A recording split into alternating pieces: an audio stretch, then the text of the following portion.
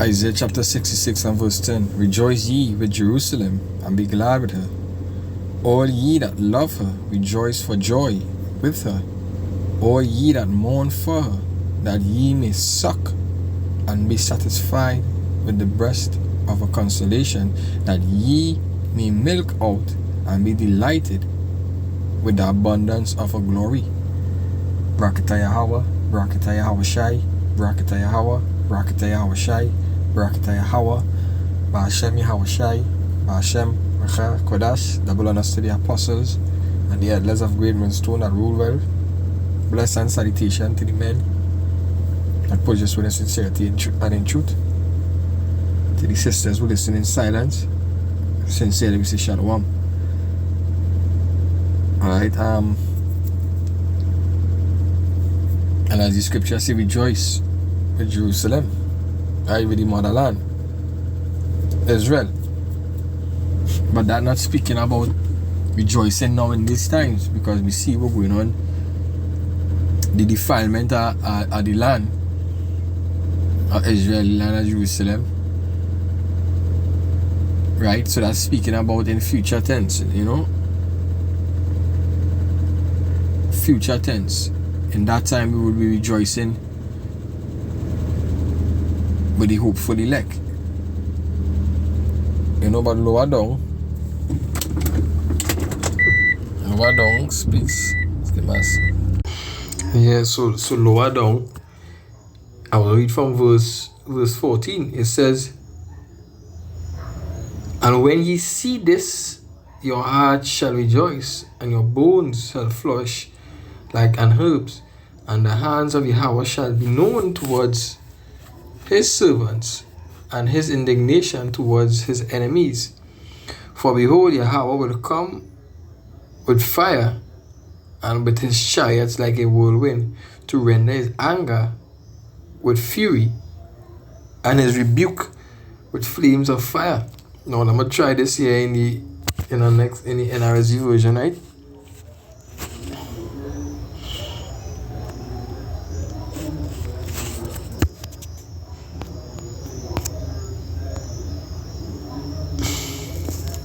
Isaiah 66 and 15.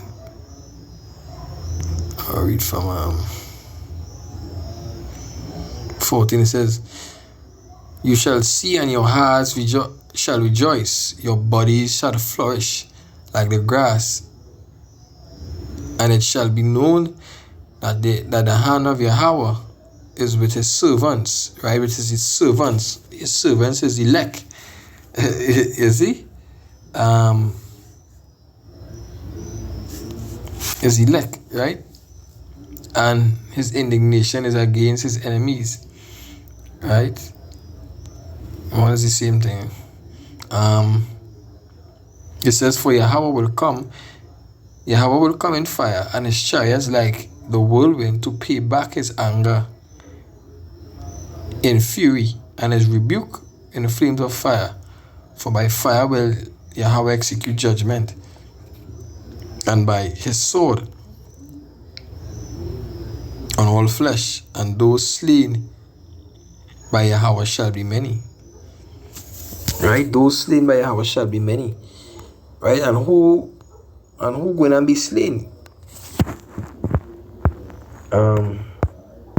Isaiah 63 and 1, it says, who is this that cometh from Edom with thy garments from Bozrah? This that is glory in his apparel, travailing in greatness for his strength. I that speak it in righteousness, mighty to save. Alright, so I'm gonna do this. I'm gonna pause. Alright, so I was checking through some of these commentaries here. You know, and some of these commentaries talk about Judas Maccabees. Yeah, but they're not accurate on what it's speaking about. But we know through the scriptures and through the understanding they Lord give us. I'll use this one. Not this. Right, it says Isaiah chapter 63. Mashiach's victory over his enemies. Right, it says, and mercy towards his church in judgment, remember his mercy, the church prayers. Right, in these two verses, either the prophet as, no, not this one, bands.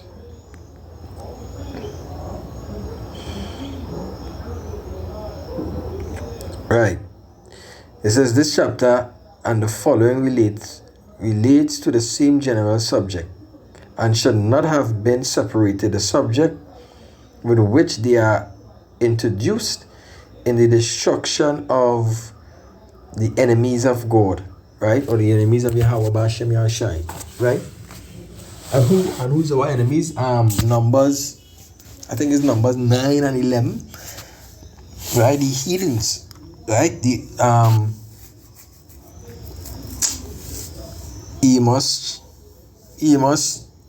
chapter 1, Amos chapter 2, and Amos chapter 3 speaks about these other nations. When you go into the commentary on these chapters, it actually shows you that it was speaking about the I think chapter 3 speaks about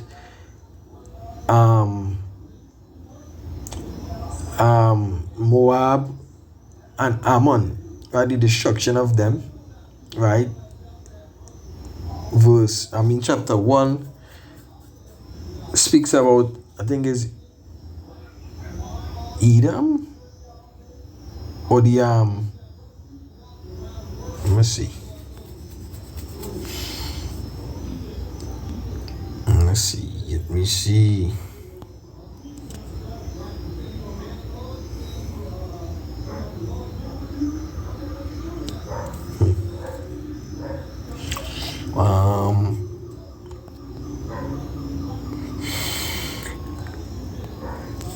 Yeah, what's what I said? You must one. Let me see. True that.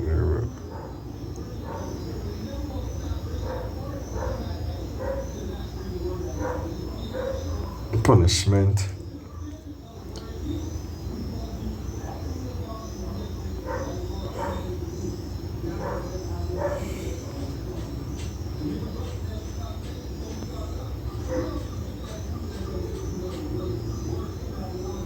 Right, and when you go into that,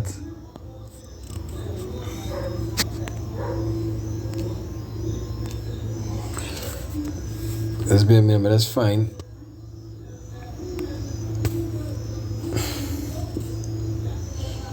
Thus say the Lord, verse 3, translation. Right, the Syrians, capital of Syria, Damascus, silent in sackcloth weave, right? Transgressor for Damascus, and for four I will not turn away the punishment, because they have threshed the lead, right? A mountain region bound west by Jordan, north Bashan, on the east Arabian Peninsula, south of Moab.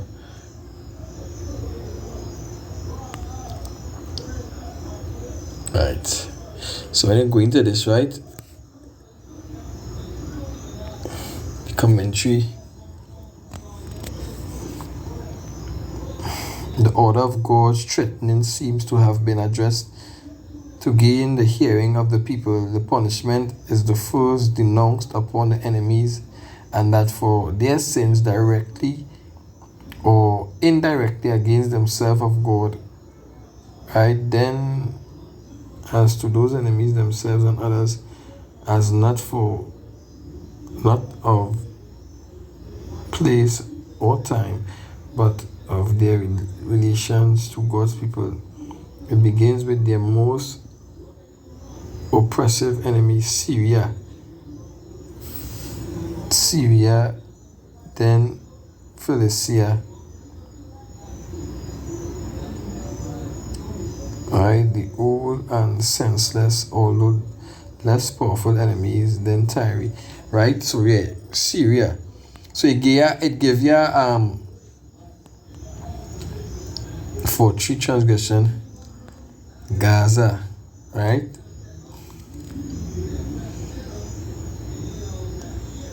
the Philistines, right? So if you when you already go into this from chapter 1 to chapter 3, it actually gives you, you see how not Isaiah, Psalms 83 is a list. This actually gave you a list also when you really go into it.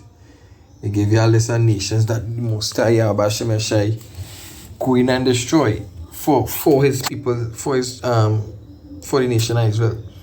Right? For instance, you see Gaza was the southmost city of the Philistines, right? As it was indeed the Canaanites of all beginning has been destroyed in the city. Let's see. Gaza is well known as to have been one of the 5 lordships of the Philistine. It lay on the course of the Mediterranean Sea near Egypt, Ekron.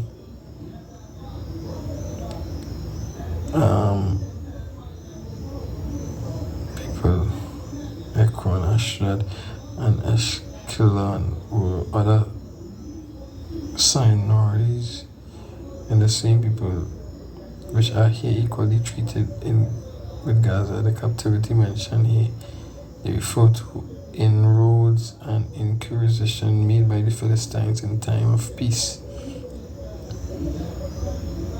They took all away, none of them afterwards returned.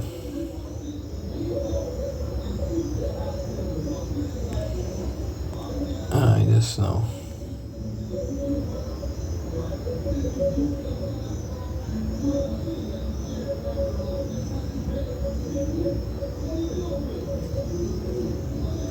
Right. 3 transgression. Amos 1. It says, Gaza, the principal city of the Philistines. All the rest are to be understood. And here the city is named by the inhabitants are meant also with the city, ancient and strong, the seat of the Anakims, acquired by Judah, yet lost soon after to the old inhabitants. I will not turn away my punishment thereof. Amos 1 and 3, it says, they carried away captive. This referred to the inroad of the Philistine and the Arabians made upon Judah in the days of Jehoram, the son of Jehoshaphat, the violent cruelty of which is set forth right about and this is that which is here threatened as a sin that should be punished. Edom, right, the posterity of Esau, who were invertebrates enemies to the posterity of Jacob, as ill neighbors who are so were these the worst enemies. Right. So basically that was saying right, the Isaiah, the Amos chapters sorry if I'm all over the place, right? My mind kinda, the Amos chapter 3, Amos chapter 1, 2 and 3, it speak about these other nations that will be destroyed for the sake of Israel. So this year now it says who is that coming from Edom with thy garment from Bozrah? Right? So this speaks about when you go into the bands, I believe the bands.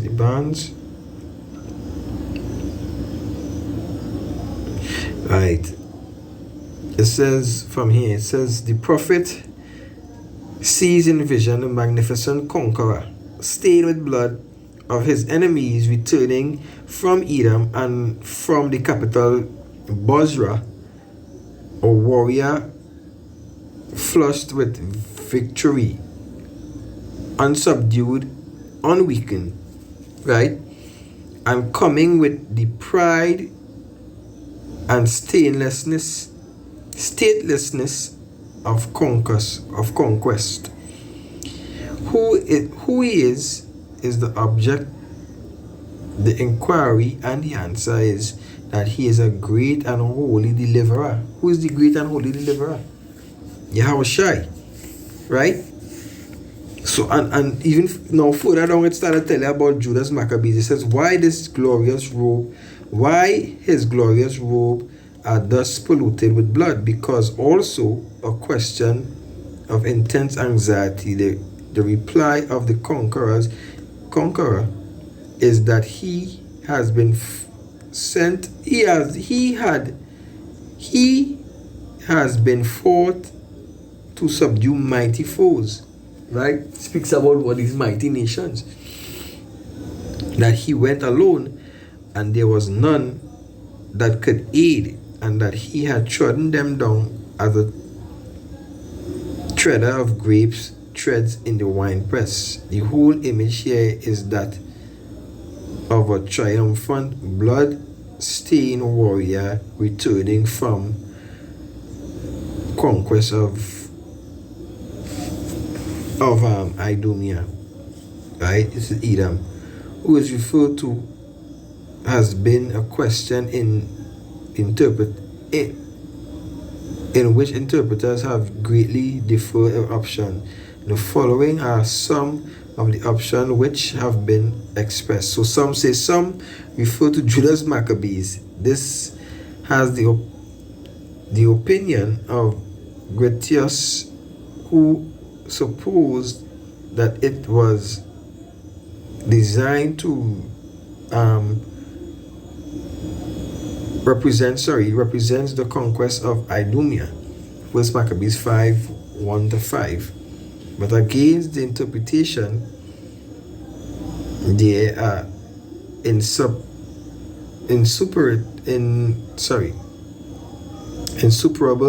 objections. The attitude of the person here refers to do not agree with him. How could he announce that he was the proclaimer of righteousness and was mighty to save? Now, Judas Maccabees is not the proclaimer of righteousness and mighty to save. So this goes back to who? Yahushai. Right? Yahushai is mighty to save.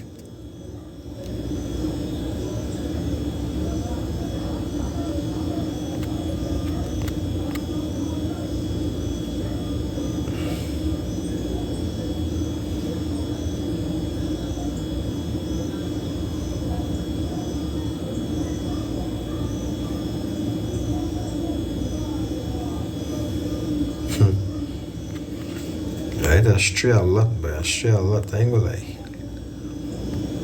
But anyway, verse 2 says, wherefore art thou red in thine apparel, and thy garments like him that treadeth in a wine fat? I have trodden the winepress alone, and of my people there was none with me. For I will tread them in mine anger, and trample them in my fury, and their blood shall be sprinkled upon my garment. And I will slay all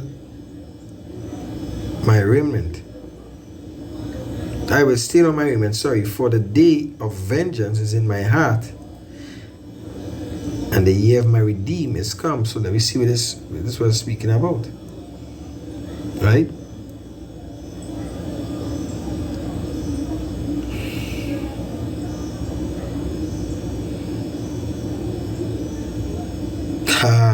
You see that? It says, and the year of my redeem is come. It says the year when my people are to be redeemed. Who gonna be redeemed?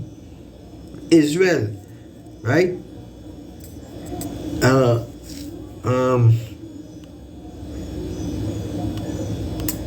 Let's talk about, is this about in safety alone? I'm see if I can find that.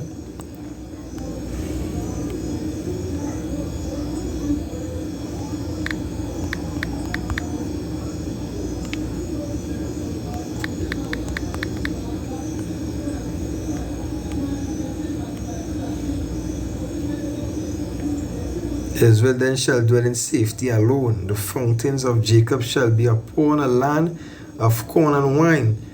Also his heaven shall drop down dew. You understand? So it says, the year when my people are to be redeemed. It is the year when their foes are all to be destroyed, and when their enemies' liberty is to be effected.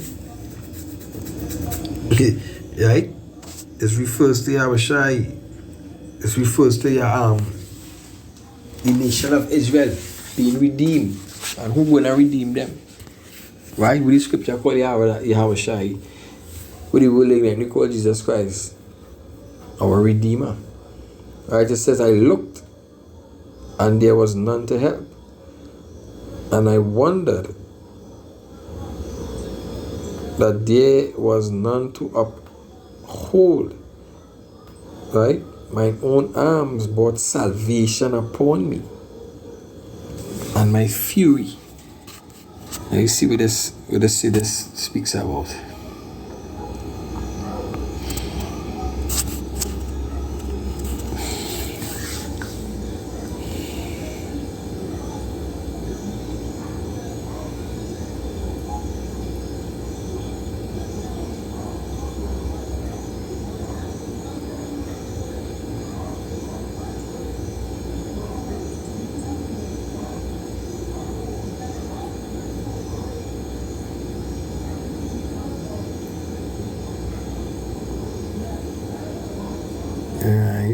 Right. Though this has no direct reference to the plane of salvation or to the works of the Messiah as a redeemer, yet it is true of him also that in that works he stood alone. No one did aid him or could aid him, but alone he bore the burden of the world's atonement.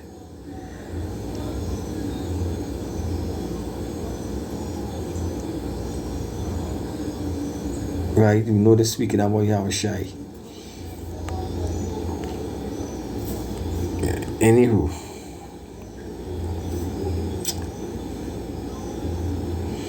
we go to Obadiah chapter 1. Right? Obadiah chapter 1 and verse 5. It says, if thieves come to thee, if robbers by night, how art thou cut off?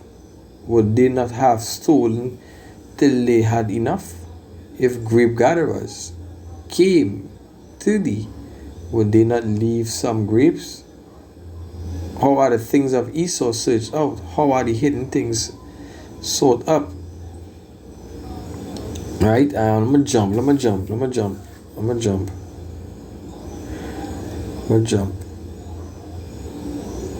I'll jump from 5 to 10. It says, for the violence against thy brother Jacob, shame shall cover thee, and thou shalt be cut off forever. Right?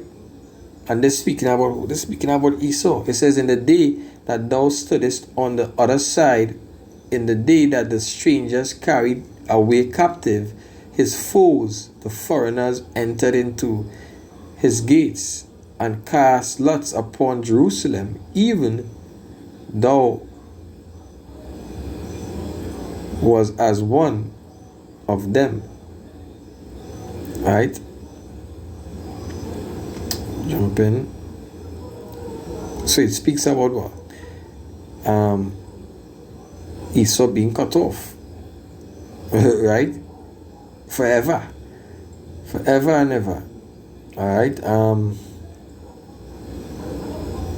verse 15, it says, for the day of Yahweh is near upon all heathens. Another word for heathen is Gentile, which is these other nations is speaking about. As thou hast done, it shall be done unto thee. Thy reward shall return upon thine head.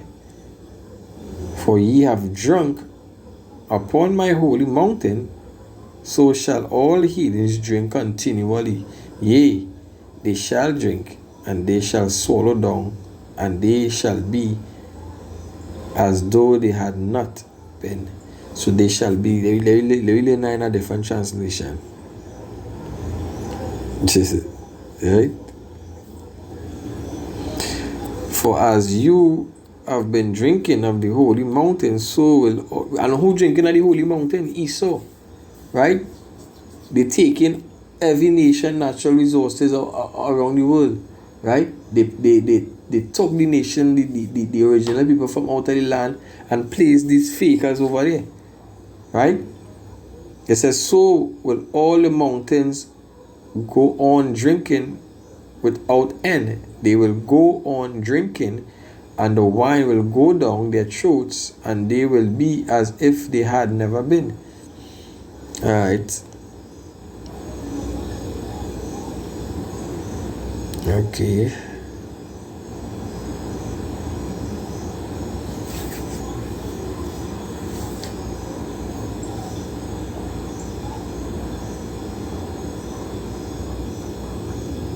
They will drink as they will never exist, just as they have drinking from the cup of my wrath upon my holy mountain, so will all nations drink the cup from the cup of my wrath perpetually. They will drink, they will gulp it down, they will be as if they had never existed, and they will be as they have never existed. So with that, the nation of Esau gonna be no more, right? The Lord gonna come back with his fury, and this, gonna cause all this as if they never existed, right? Ashes to ashes, right? There will be no more. The fire of the Most High chariots and the fire of the nuclear missiles gonna burn them to stubbles, right? And they will be blown away. Their ashes will be blown away. They will be no more. The nation of Esau, Edom, will be no more. The white man will be no more. That shalom. Give all praises to Yahweh Bashem Yashai Bashem Bakakwadash. Shalom to the elect.